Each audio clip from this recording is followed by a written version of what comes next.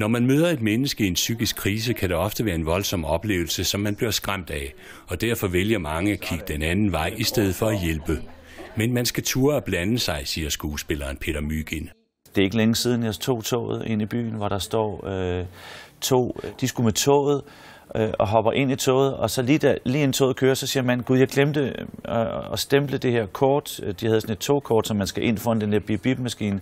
Han hopper ud, og hun står der, du må ikke gå, og lige som han hopper ud, så fløjter de, og dørene går i, og der står den her kvinde og bryder fuldstændig sammen. Toget kører jo, og hendes kæreste står og råber ud, og sidder helt tog fyldt med mennesker, og jeg sidder sådan faktisk 3-5 sæder fra hende, og man kan se derude, hvad der foregår, og har fulgt med i det.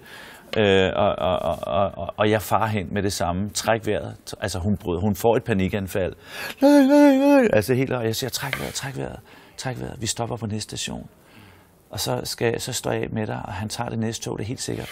For der kan kun komme et tog på den her station, men træk vejret. På arbejdspladsen ved de fleste, hvor hjertestarteren hænger og førstehjælpskassen står. Men det er de færreste, der ved, hvad man skal gøre, når en kollega går i panik, fordi han eller hun har været udsat for en traumatisk oplevelse. Jeg tror, man skulle være forsigtig med at stille en diagnose. I vores gruppe, det var, at vi var faktisk lidt bekymrede for det med at sige, at du skal simpelthen tage til kontakt til din læge. Der kommer en glad kvinde ind og siger, at hun bare sover for lidt. Hun får nogle sovepiller og bliver sendt hjem igen. Men heldigvis vælger flere og flere at tage et kursus i psykisk førstehjælp, og det er der god brug for, mener Peter Mygind, der netop selv er blevet uddannet som psykisk førstehjælper hos Tower Stress Center. Der er nogle konkrete værktøjer, som alle burde lære. Altså psykisk sygdom koster samfundet, altså jeg tror det er noget med 10 milliarder kroner i tabt arbejdsforbrug. Der er alt for mange mennesker, der går rundt med depression, angst, stress og andre psykiske sygdomme, som ikke gør noget ved det, og det koster samfundet milliarder af kroner. Men der kan man i hvert fald selv gøre noget.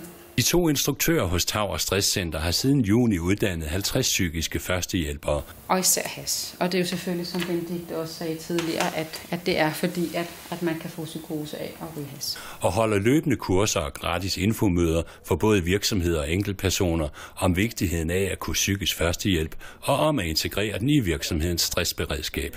Fordi det vigtige er, at lægen virkelig kan mærke, det her handler bare ikke om noget søvnmangel. Det handler om noget mere.